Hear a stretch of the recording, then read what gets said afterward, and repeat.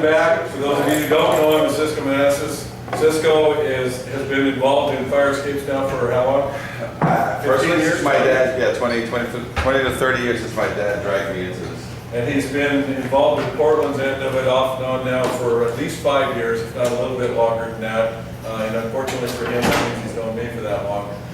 He's also had the opportunity of, and you don't want to land in that spot there, but he's had the opportunity of working with AJ on the fire escape changes and stuff that we've been doing at the state level. The folks from Eugene who have more recently stirred things up down there based on the class that we had here. I know, John, you were here for that. Ray, Stu, you were here too. I think the rest of you guys were missing at that point before you came in. The intent of today's class is to keep it relatively short, with the understanding that most of us have a grip on what's going on with fire escapes and what the darn things look like and the problems that we're having with them and how we regulate. It's more aimed toward answering questions that you may have about how the things are going on and what's going on within the system, what Cisco in particular is seeing across the country and how his company is dealing with fire escapes and what the new twists that we're allowing here in Portland that they're involved with because of their involvement with this stuff across the years. Cisco? Thank you. All right, I don't know if you, I'm going to play a couple of things at first. So we can man the lights first, and I'll play a couple of videos that I think will be interesting. It'll set the tone for what we're going to be trying to talk about. And whenever you're ready. When you're ready. Yeah, I don't want to set the tone. I don't want to do this thing yet, but in a second. Listen, so today the main thing we're going to be talking about and stressing once again is how the three codes are all saying the same exact thing. Show a couple of videos. I have some slides that I can specifically point out. We started the National Fire Escape Association, and what this is really for all the fire officials, building officials, and housing inspectors out there that have questions of where to find stuff. We're starting to put everything there. It's fairly new, so it's not 100% done yet, but basically you have a place to go blog and say, I have a question, I have a concern, or I need a class, but there's a lot of the videos in the classes that we record, and we're recording again today, gets put up there for free. So if you go to the YouTube channel, which I'll show again today, the national, it's called the Fire Escape Academy, any and all of these videos, not only from Portland, but also from Boston, from Texas, from Seattle, from Chicago, you'll see them all there. You can sort of see that this is not a problem just specific to you guys. This is a national problem. But let's talk about the three codes and show how the most important thing that has started a lot of these problems is when you write a violation, you've been writing scrape and paint. Okay? So whenever you write the word scrape and paint as a violation, guess what the client is going to do? He's going to call around two people. He's going to call a scrape and paint guy, and then he's going to call around an ironwork guy, because he may see something that you notice, a tread or whatever. The guy, a typical 5-story fire escape can be anywhere from $15,000 to $25,000 to fully refurbish and fully repaint, but it could be anywhere from $2,000 to $3,000 to fully paint and satisfy your violation. So what's the difference? So you wrote scrape and paint, and in the past 50 years, everybody wrote scrape and paint. And so when these people call around and anybody tries to educate these people and say, hey, it's not scrape and paint. He wants you to examine it, take care of all the structural, then scrape and paint it, which by the way, the EPA stepped in now for the scrape and paint, which means what now? With anything older than 78. Has lead. If you don't have a renovator's license, you can't touch it, not even as an owner. So that's another complication we'll throw at the end of this. But prior to that, you write a scrape and paint violation, you're going to get a scrape and paint. And a lot of times they would call you and say, hey, I did it. You'd come by. Would you get out of your car and walk the damn thing? No. You roll down your window, you look up, it's nice and shiny black, and you do what to the violation? Remove it. 50 years of that is where we are today. So now we're just going to go back and tell you where the three codes fit. That I already gave you all the power you need. So let's start off with the easiest one, the NFPA. The authority having jurisdiction shall be permitted to approve any existing fire escape stair that has been shown by load test or other evidence of strength. That's all we're going to talk about today. What's this other evidence of strength and what is a load test? I'll describe exactly what a load test is. I even have some photographs of load testing being done. Your International Fire Code says testing and certification. So there's testing and there's certification. You better know what testing is and you better know what certification is, because the people you're writing these violations that you write, repair, paint, test. That's all. You never write straight paint anymore. You write, you see a problem, don't even describe the problem. Repair it, paint it, test it. That's all you write on any violation. Because then they got to call you and say, repair what? I said, I don't know. I'm just a fire official. You mean that tread you saw? No. Go have it professionally examined. That report that's going to come back to me is going to tell me what to repair. Then I want it painted. And then depending on the structural adequacy, it says right there, depending upon structural condition, a load test shall be conducted. That's an international fire code. So who has the power? Who has to be convinced not to order a load test? You guys. So if all of a sudden there's some Mickey Mouse activity going on, what do you pull out of your back pocket? It's the trump card. That trump card is always load test. If all of a sudden they haven't satisfied you, just keep pulling. You just threaten them with that load test because that costs $3,000 to $5,000 or $5,000 to $8,000 for a typical system. You got to drag bags of sand around, bags of water around. Every single square foot of that fire escape has to be load tested to 100 pounds per square foot. You've got a 3 by 10 foot platform. That's 3,000 pounds of sand that somebody's got to drag to the site, drag up the fire escape no matter how many floors, and have a load test every 30 minutes. And if you have a 10 foot platform, I got to do 5 feet so I can be safe in case half of it wants to collapse. And then I load test the other half. You know what I'm saying? So there's a whole process. So today's class is not about load testing. It's about to say that there's other evidence of strength. So, but right now your fire code says that a load test shall be conducted if you're not satisfied. The International Building Code says testing and certification. And it says all exterior fire escape systems shall be examined or tested, which means spot repaired, then load tested, and or certified for structural adequacy and safety, fully refurbished. You go to your International Building Code today, you know what it says? Talk to the fireman. It's not even covered. What I saw out using the 2009, it says, hey, maintenance, speak to stupid. So they don't want to deal with it. But the International Fire Code, this was pretty much the standard in there, and it's what all three of them agree. Okay, so that's what we're going to cover today. What is a load test and what is really a refurbishment and why a refurbishment has longer legs for anybody touching a fire escape, because now they don't have to load test it every 5 years.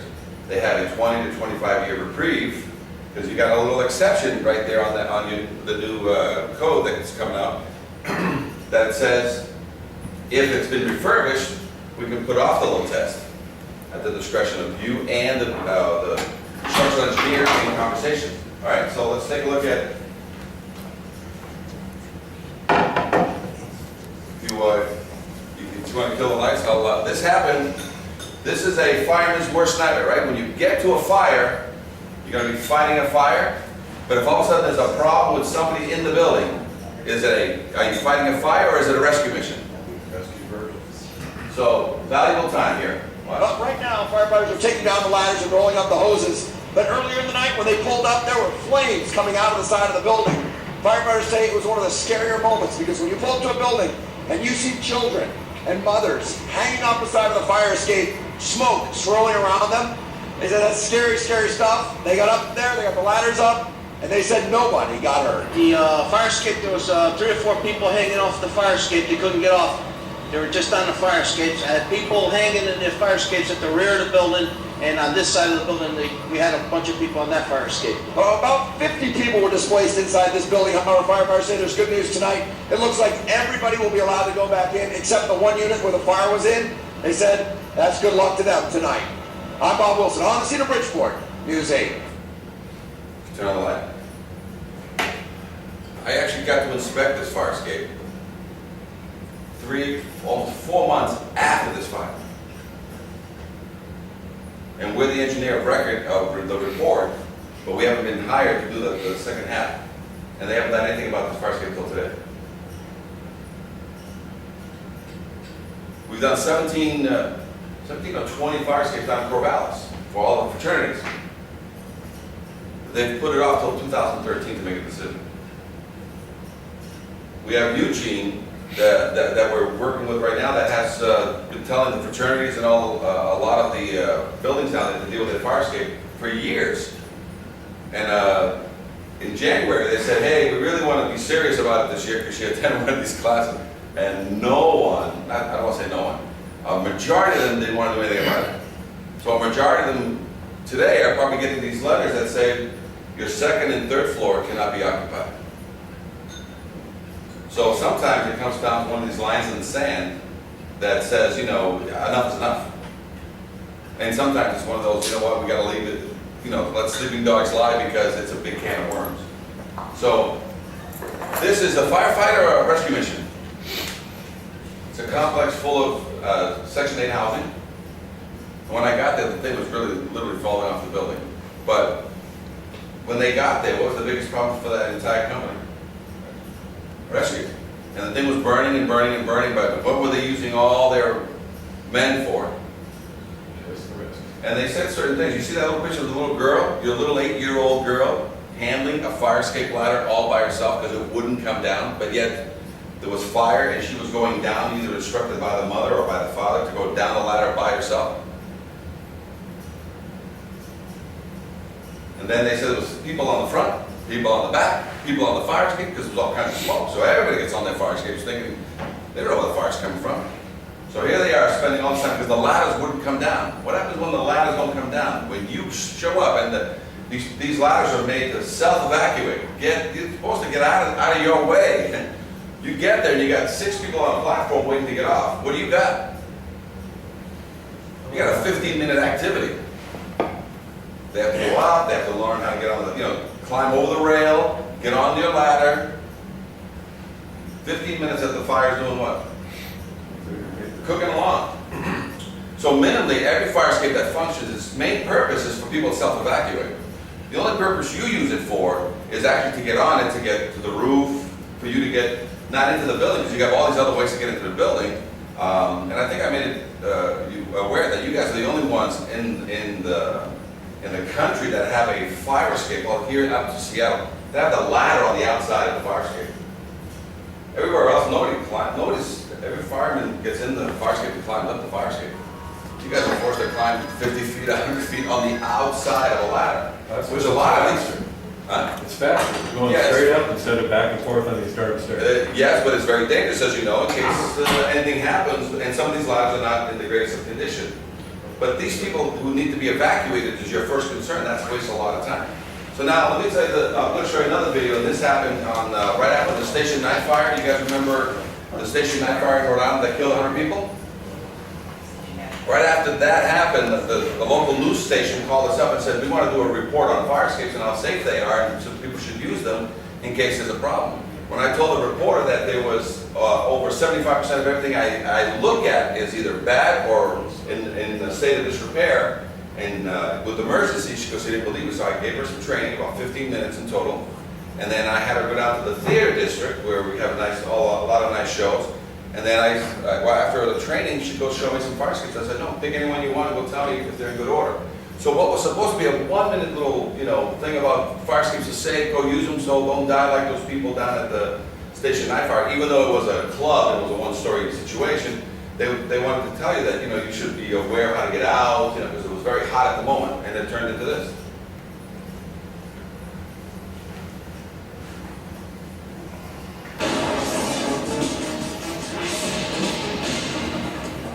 The smoke, the flames, and the frightened faces, all in a firefighter's line of duty.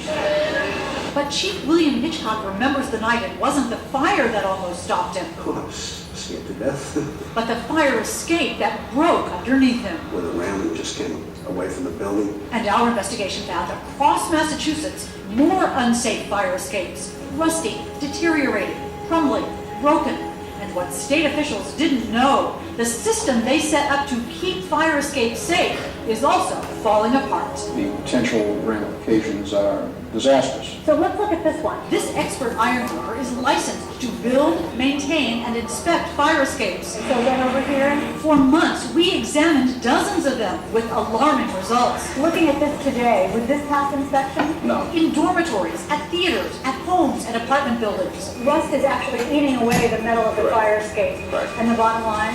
It'll get weak and then eventually it'll fall. This one has rotted connections. This one missing bolts, twisted metal. Would the stairs come down? No, never come down. This one a broken tread. So how dangerous is it for the people inside this building?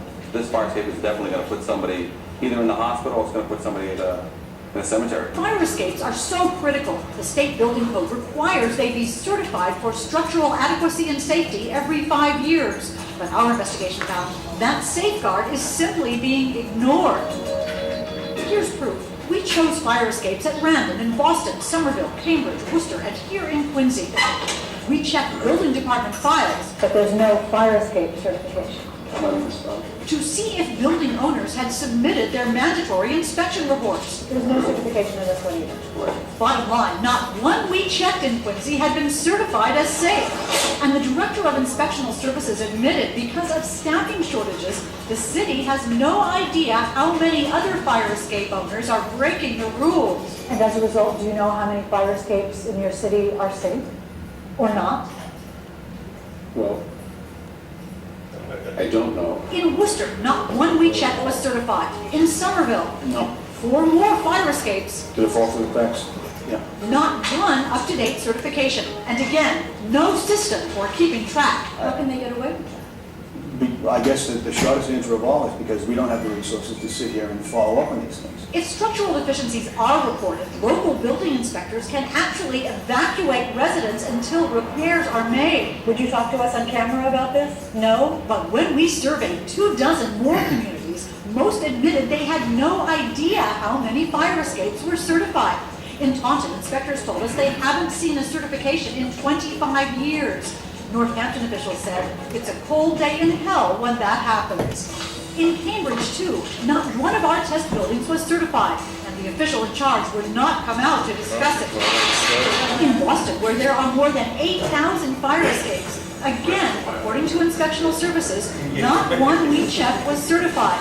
Officials know they are required to enforce the building code, but they admit they don't always know if owners are breaking the law. The building code is being ignored. Right, but it's difficult to write a violation you don't have knowledge of something like that. But state officials say for a critical issue like this, communities should know. And they warn the Massachusetts building code is not optional. Does it worry you that these fire escapes are not being certified? This is an important issue and should not be ignored.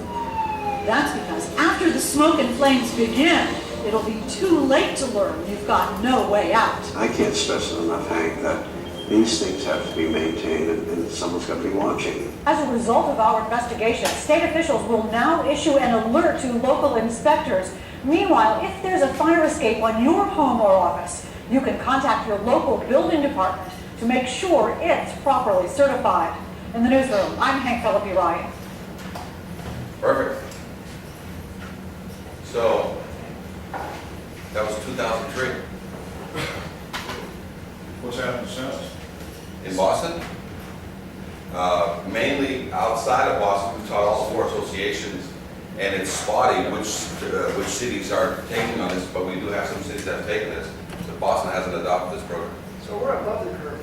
You're actually the leading, you guys are the leaders right now. The reason I'm out in this area is because of Seattle. 3 guys having a smoke on a building with a fire escape attached to a building that was a wooden structure that they stuccoed and they lax screwed it back in. Water got behind there. You're never supposed to lax screw it anyway. Fell to the ground, these guys, and all of a sudden Seattle brought us in because there was a lot of self-testing going on up there. And they basically came up with the program that we talked about. So I'm going to show you guys everything that we've done. Then we came down, 5 years ago, we showed what we were doing in Seattle and what we were doing here, but then you guys were copying Seattle, but not copying Seattle, and then it sort of took a little while. So let me tell you all the great things that are happening nationwide and where the hot spots are. The hot spots are right now, Seattle, Tacoma, Portland, New Jersey, quite a few cities in the state of Massachusetts, in the New England states, we've taught all the New England states. But again, it's a great idea, but sometimes people take it from here, great idea, put this away somewhere, and then you never deal with it again. See this photograph in the back? This happened in Boston in 72 or 73. This is what changed the code so that it was 5-year rule. Because prior to that, every code in the nation pretty much said all fire escapes must be maintained at all time, which means what to you guys? If it ain't broke, don't fix it. If it is broke, don't look for it. And if the building inspector or the fire official can be directed into another part of the building so you'll never see that, guess what happens to such fire escapes. Never addressed. So it wasn't until this guy, and the story is, you know, this is the fourth floor of a building that now is Millionaire's Row kind of area. And he was actually waiting for the ladder so he could get the woman on there. And at the last split second, yes, he's still alive today. He grabbed with one hand the rung of the fire ladder, you know, the truck ladder. He saved himself, and if you look at the sequence of photographs, she tried to grab onto him, and she had her 8-year-old niece. But then everything fell away, and she died, and her niece landed on her and survived. And at that time, they said, oh, we got to do something. They put the 5-year rule back in '72. But obviously, the '72, when she did that in 2003, '72 to 2003, there was fire escapes are, I call it the bastard child beakers. It's in the back, nobody cares about it. Never supposed to use it. It's like a parachute on your airplane. When do you test that thing? Nah, don't need it. Like a spare tire on a car. So let me tell you all the great things that have happened nationwide. First of all, some of you have the short version, some of you have the book version. For those of you that actually took the class last time, grab the book version.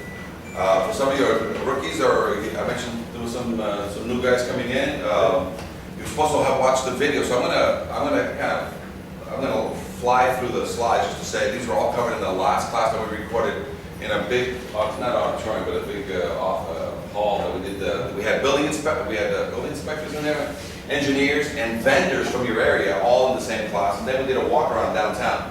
So if you got a chance to watch that video, it's basically a year ago or so, and that was sort of instrumental in some of the things that came. But so you got what type of fire escapes exist out there that you have here. We created, which came to light when we were talking to all these building inspectors and all these fire officials, this whole thing about changing codes and, you know, amendments and such. He goes, we have something called the Departmental Procedures and Guidelines. And as long as you can generate something that is general in nature, that we basically put out to help the industry or help the vendors in the area explain what we generally want without indicating a person or who to go to get it done, that's called procedures and guidelines, which you guys have for the fire department.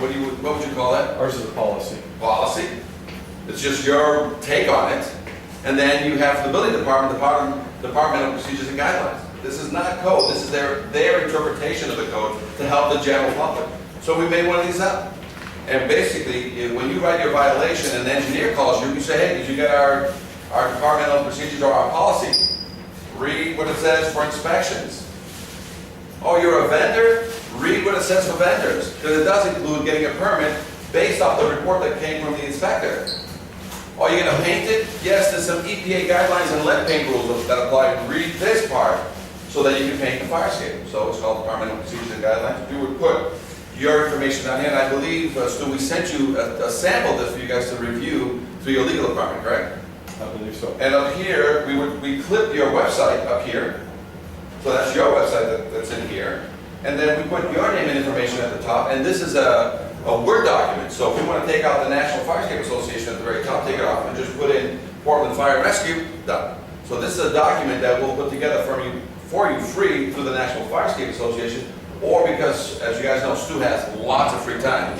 Always. We just send him the Word document, and he, on his full, the afternoon when he has really nothing to do other than walk back and forth, he'll just put this whole thing together. But we've already done it for him and put all the information. What you have here is how every fire escape in the United States is built, how it ties into masonry structure, and how it ties into wood structures. We'll cover that today. And this is some of that meat stuff that we're going to talk about. We'll talk about, if you're not load testing, how do you guarantee a lot of these connections? So these are all fire escape connections. We talk about if you need to modify any fire escape, what a typical drawing would look like. And if somebody's missing their fire escape ladder to the ground, which is a cantilever they took away 20 years ago when the area that they were in was all hell was breaking loose, right? And they said, oh yeah, we have a city thing that you can take your cantilevers away or your ladders away. So that means every time you get to one of these buildings, and I know this is a touchy subject that you guys haven't resolved, but as soon as you arrive at this building, do you have a fire mission or do you have a rescue mission? Since you've removed the only way that these people can self-evacuate. So remember, for every building that doesn't have or didn't have a solution, meaning if you have a cantilever that they used to break into, Do we put that back, or do you minimally give them something such as a fold-out ladder so they can self-evacuate? Otherwise, every fire that you go to, send the first guys out for the rescue, then send the rest of the guys out for the fire, because they're gonna have to get the people off the first floor platform. And I mean 6, 12, 20, 30 people ganged up on there, because now they can't get off themselves.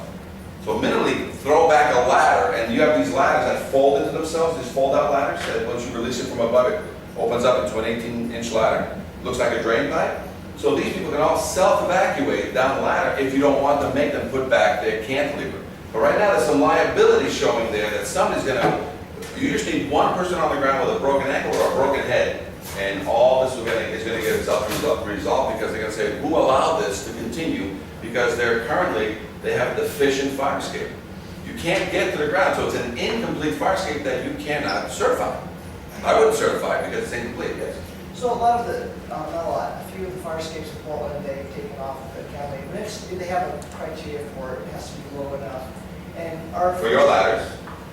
Yeah, because we'll get there within 2-3 minutes, you know, and we can throw up ladders. Right, to start the rescue mission. Yeah. There's a fire going on though, but let's get the rescue mission first. 2-3 people or 20, Yeah, 30. but you're saying all these should have. Every fire escape, for me to certify in the nation, must be a complete to grade. Every fire escape. You guys, and this is unique to certain cities, and yours is one of them, where you said, man, they keep breaking into my building, breaking into my building. So this was really a building ownership that came and said, hey, I'm sick and tired of people breaking into my building. I want to remove this stupid ladder or this stupid fire escape. But now things have changed 20 years later. A lot of these buildings are now reoccupied with either housing or additional office space back. So now every one of these fire escapes, so there was a temporary solution because of break-ins. And as I mentioned to Stu back then, I said, had they known that release arms exist, you can't even pull these things down, because I'll speak about what a release arm is. A release arm is a locking mechanism that no one can pull down a cantilever. But they didn't know it existed north, excuse me, or south. So they like, yeah, let's take these things down. So you left basically a hand grenade waiting to be an answer. So every one of these that you're going to get to, you have a rescue mission that will then grow into a fire mission.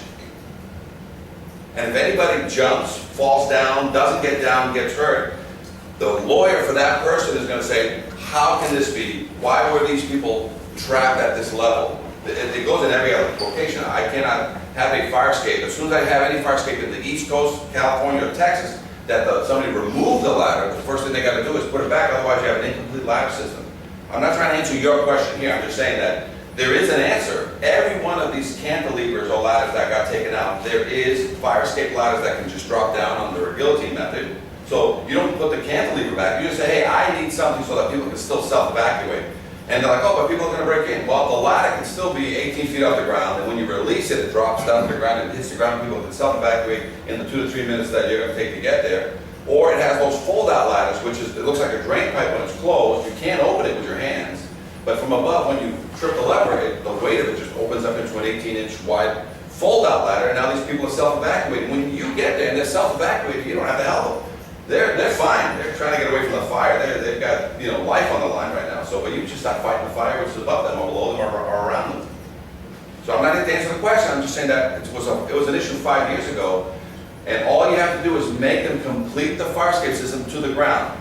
Not necessarily put back that behemoth of a fire escape, but put back, and as you guys know, you guys also have the ladders that's very common down in LA and San Francisco, which is the accordion ladder. So I think you may have a few accordion ladders up here, which is when you release it, they're packaged like this. When you release it, they open up like an accordion into a ladder. Very common in California, and I'll show you a couple of examples. So even if you don't want the drop ladder, you don't want the fold-out ladder, you can have them install what's called an accordion ladder, and it opens up by itself, and people just get on it and go down.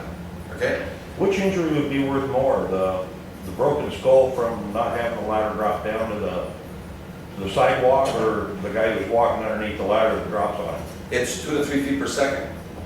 The guillotine ladders will basically skewer somebody down below, including when you're not paying attention. But a ladder dropping 2 to 3 feet per second, it'll hurt you, but it'll bump you away to the side. Okay, so we got all the fire escape solutions here.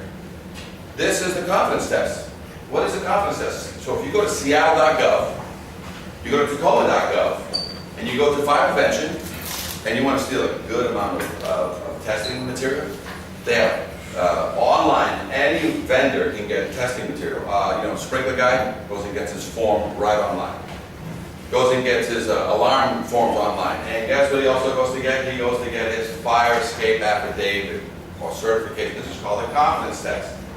What this confidence test is one of our tests that when those guys fell off the building, we introduced our confidence test to them. And what is it? It's nothing but a checklist.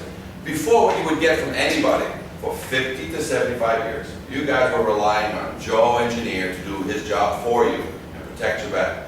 So Joe Engineer would go out there and look at a fire escape from the ground, and he would offer for $300, $500, $1,000 an opinion letter for that fire escape, because he wants $3,000 to $5,000, depending on the size and complexity, to babysit a fire escape from the beginning to the end. You think owners that you just finished writing a fire escape violation even want to pay the initial fee for an examination? Right? Number two is it's almost like bringing a laptop to somebody. What they say? Listen, I'll look at it. It's about $75. You look at it, and then you can apply that $75 to the $400 is going to take to figure. Why do we cringe at that $75? Like, well, what do you mean $75?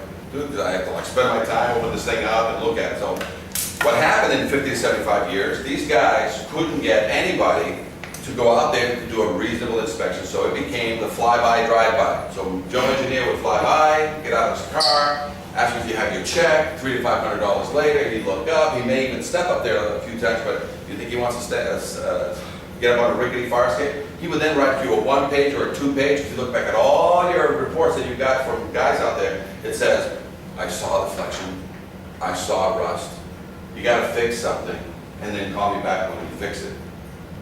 That was my document I would get from an engineer for me to bid from. And then from that, I'd have a little help from the owners telling me, oh, by the way, I just need a price for scrape paint. And the engineer said he saw one tread, he saw one bolt, and he wants you to fix that and then scrape paint. What's your price? So now the owner's the general contractor on this. Now, is there going to be engineer oversight? Can I call this engineer? And usually right at the bottom of his document, he says, to the best of my information, knowledge, and belief, the fire escape is certified or the fire escape has problems. But he's relying on the vendor to go out, walk the job, fix what he believes, the engineer who's going to come in at the tail end, and maybe not that guy, if he's too good, he's not going to come back, they're going to find somebody else for cheaper that's just going to eyeball it from the ground. And they're going to come in at the end and basically sign off. And if I'm good with paint and silicone, what can I hide? Right? And who pays the price? Where's the load test payment coming from? Tenants and anybody else you guys know are going to live load test fire escapes? During an emergency, yeah. Yeah. Not even during an emergency, sometimes during your normal, checking something and you have to step out on a fire escape. So our job is to teach you. You don't have to walk on fire escapes anymore. And we did a walk around right after that major class. It's all about identifying original hardware. If you have a 50, 75, 100-year-old fire escape that just recently got certified, you look up and it's got original square head bolts, original rivets. You know, these windows and these doors on most of these houses have been switched how many times? 2, 3 times in its lifetime so far, if it's 50 to 75. The roof gets 2 to 3 times. The boiler. So this fire escape on the outside of my building that gets no attention and no paint can withstand. Is it superhuman? Is it super metal? Guaranteed to rust. So what happens is it's ignored. Everything else in the building got swapped out except the fire escape that you guys are going to step on. So this confidence test basically has 2 parts. A general, is it painted, is it good? And then a unique, questionnaire here that's all about the structural. And we asked the engineer, hey, every bolt is 100% free of any internal rust. Internal rust, not surface rust. He needs to certify every connection, every stringer, every tread, every support. And then he touches that thing that you guys are always concerned about. How is it attached to the building? What have you done to verify that the tieback through this building that's either wood or cement, did you open it up and verify that for us? Because otherwise, man, if you didn't, what do I want? Okay. A load test. That will verify it, won't it? Anybody know what a passing grade looks like on a load test? No, it's up there. Anybody know what a fail load test looks like? It's down there. It's down there. So, There's ways to verify the fire escape, and that's what this exam is all about. Okay, so that confidence test is what happened. This actually started, the first one to really put it online was Seattle. Tacoma came in with it right away, and then Tacoma went one better, which you see on the back, if I may, of this little one, which we like what Tacoma did, and that's the yearly exam. Guess who does the yearly? The owner, the owner's agent, not a structural engineer. And there's 3 hard questions they must answer. Are the bolts and supports look all right to you? Is the paint in good condition? And is all the moving parts, the ladders and the windows open? Now, you do yearly exams on most of these buildings, right? So what do you ask for when you get to the building? Their report. You ask for this piece of paper. Now, they have a 3-story system or a 5-story system, so you ask the owner or their agent. And by the way, one of the greatest things we're trying to change as a national law, we're trying to make all landlords collect their rent through fire escapes from now on. So whenever you're paying your rent, just stick your rent on the outside of your window and just notify your landlord that your check is ready for pickup, but they have to come through the fire escape system to go and collect it. Right? But we're having a little struggle with that law. There's a little lobbying going against us on that one. But here's where you go and you get there that day. You get there through your yearly inspections. And here's the best part, right? The agent, the maintenance guy, some agent, and you want to verify because you want to get this at the very bottom. So it's a 3-story fire escape with a roof ladder and cantilever at the bottom. So what do you make the guy do? Where do you stand? Inside the window while he's out there checking. No, you stand on the ground in the sidewalk. And you tell him to start where? On the roof.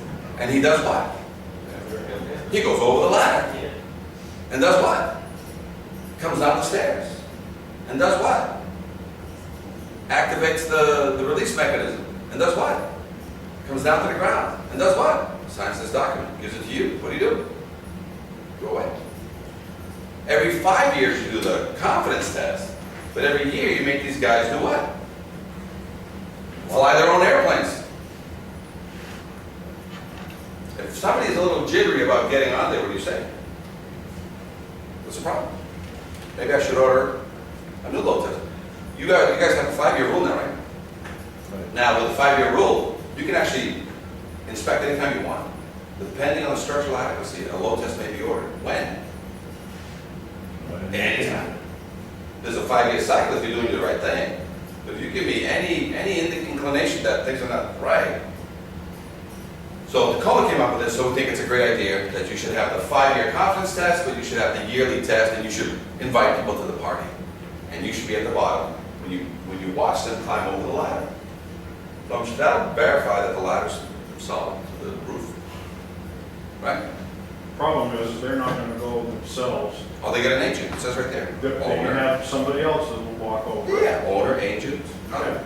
All right. But it sort of sets the tone. I'm saying, like, I don't care if you send another agent. So they call me and say, hey, I need you to walk it. What do I do? Just, yeah, no problem. It's really cool. What am I going to do?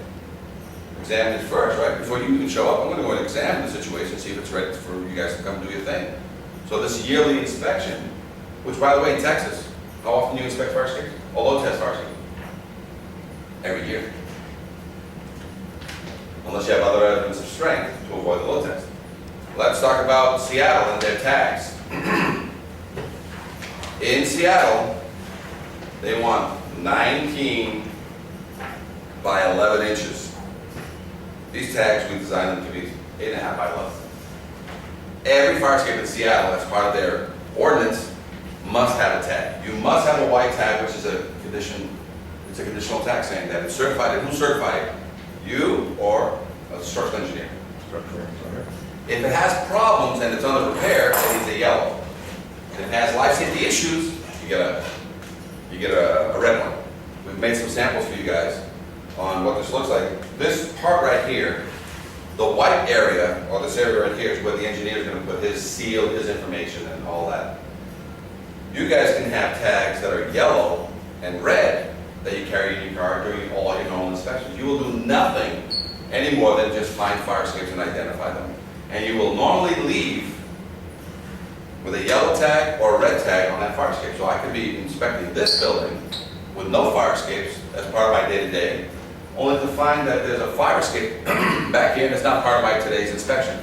So I go to my 8.5 by 11 self-laminated tags that I have, and it has the City of Portland information on there, and it says there's 3 things you're supposed to do in case I read this and this is my building. It says contact fire official, have fire escape inspected, and then service a load testing. So as soon as somebody sees this, because you're just going to zip tie this yellow to any fire escape you find, make a little note, and come back, hey, I found a fire escape that I don't even think we knew existed on the back of this building at 1 Main Street. Now, you didn't order any load tests, right? You're basically asking them to contact you, because what are you going to ask them for? Load test. A copy of their current certification. Did you order a load test? Did you order an inspection? What are you asking for?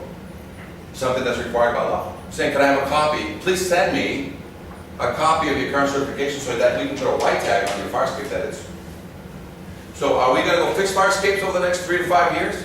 Or are we going to go identify fire escapes over the next 3 to 5 years? So what's the purpose of this for Seattle? Who is this really for?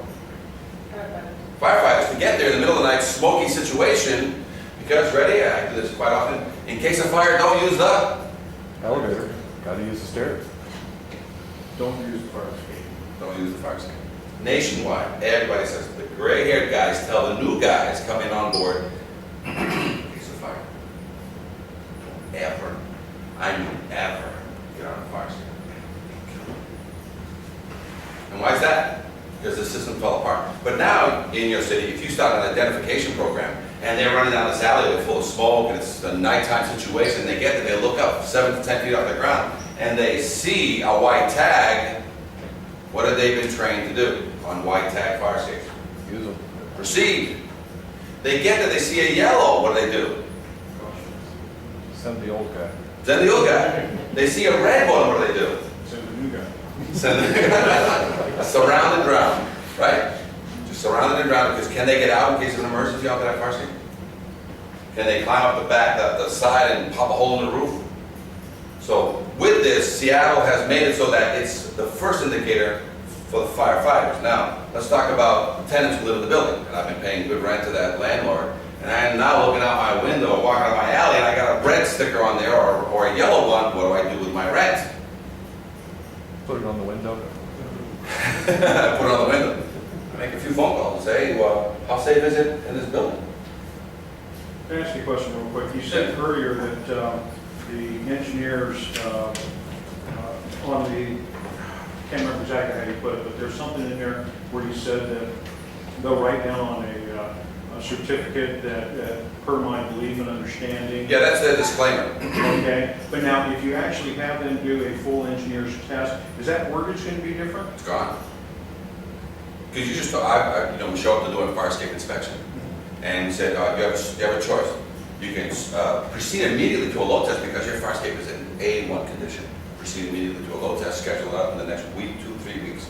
Spend $2, $3, $5, $8,000 for a load test. A typical fire escape, 3 to 5 star. If they get taller, 10, 20, 30 grand. Okay. So then the question that you have is the language there. The law says that in order for me not to have any liability, I examined it, I load tested it. What liability do I have after I load tested it? You get your ladders load tested on your trucks. After that, if the ladder has a problem with it, you tested it. So can you go back to the guy who tested it and says, man, if he did a correct test, something else happened with this ladder that the load test didn't find. If you refurbish a fire escape, there is no load test. So we're going to talk about what refurbishment means today. The one thing on the back here, so because we're pretty much done with all the stuff that's there, I'm going to show you a couple more things. Is put this a poster, just stick it on your wall somewhere, and that'll kind of remind you what the fire escape purpose was there for. Let me show you what else we have in this book. So aside from the tags that Seattle's doing, so this is like a hodgepodge of everybody's great ideas. This is how fire escapes should be inspected. If somebody's going to give you a report, the average guy who's going to do it is a blue-collar Joe. He's going to fix that fire escape, change bolts, and give it a paint job. If the engineer writes a nice little love story, guess what happens to that guy that's a blue collar guy? What's he know how to do? Does he know how to read plans? No. So you finger paint it for dummies. So what this guy does, the engineer that's getting paid thousands of dollars to babysit this thing, he needs to go through and mark every violation with a dot of yellow. He needs to go through and mark every violation that's an emergency with a dot of red. He needs to mark every cement connection issue that he has with a dot of white.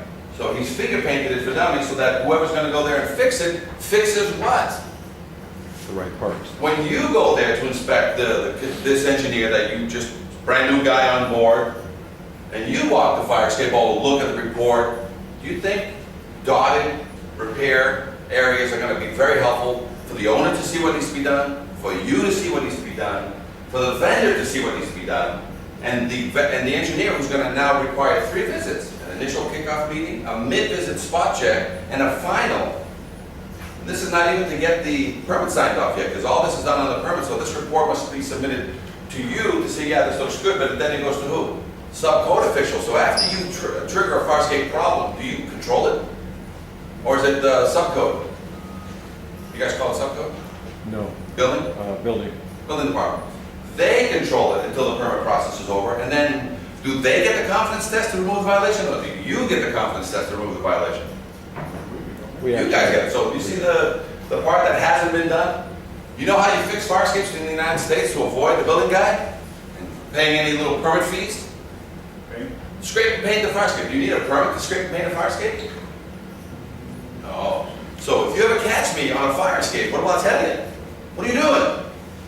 I'm scraping and painting because that was your violation. Where's your permit? I don't think I needed one. I'm just scraping and painting. I see some new balls. Ah, it's a couple. I saw a couple, and I was doing the owner a favor by changing a couple of balls.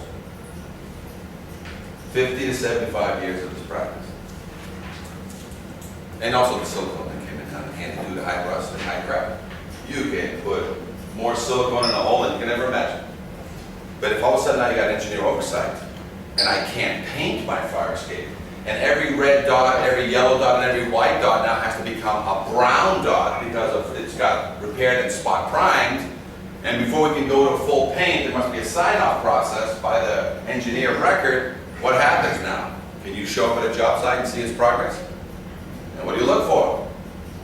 Paint changes and repairs. Brown dots, brown splotches. You let them go, proceed immediately to the repair, to the paint. Not until the confidence test has been dealt with. On a 10-story, can you release certain floors? Yes. But that's between you and the engineer to make sure that as they keep the part of it that's structurally, protected by his eyeballs. So you see the typical thing, and with today's digital photography, you can get a lot of reports that are based on photographs. The EPA came in 2010 and says if it's older than 1978, any fire escape's older than 1978. They're all presumed to have lead unless you give me a licensed Portland lead inspector that gives me a document that says it has no lead or low lead. Otherwise, I have to do a renovator. I have to be a renovator to touch it. And a renovator is a simple thing. You go to the class in the morning. By 8 hours later, you have a renovator's license for your company. It's $175 per guy, $300 to the EPA. They made a huge killing on just people signing up to the EPA. Billions of dollars was made. Enforcement? Are you guys enforcing this? The lead law, you know the fine and penalty if we get caught by them? Not wearing a little gloves and not little white suits. $35,000 per incident. You guys enforcing that? You guys get a commission on that? Nah, you guys are getting nothing. You think building department's enforcing that? They get any commission on that? As soon as you guys, if the EPA was smart, they work on a commission basis. They say, listen, guys, in case you find something, you get a percentage. And you guys be working that day. There's only one place I saw it was in Massachusetts. There was a guy that he actually was a building department, single man, small town, working on commission with a top cap. I think it was $75,000. But every permit he brought in, he would get a percentage of that permit. So this guy was driving around, and if he saw a lumber or sheetrock in the front, being thrown out during trash day, where's your permit? But like anything else, he said it to me one time, but if I get a big power company installing something that's millions of dollars, every now and then the permit fee already pays my entire amount. So I lose all the drive for the rest of the year to go chase, you know, because I'm capped at a certain amount by the city. But it was the first commission-based building department I've ever seen. Off the permits generated, so he got paid by permits generated. So you had to physically go out and keep looking for activity in the city. So the EPA, then these classes that we've taught. So the next thing that we're going to be talking about is, I'm opening it up. I'm just going to go very quickly through this, and I'm talking about, it's going to look like a movie the way I'm going to fly so fast. But this is the very class that was taught a year ago in a room. What was it? About 6 minutes to go. Okay, so let me open it up to you guys right now. Some of the things that we have out there. This is the live load test. This is some of the information of things that have collapsed out there. These are fire escapes that have fallen to the ground. Okay. This is the typical use of fire escapes now that are basically going to be potential problems out there on the fire escapes. Who they think inspects fire escapes?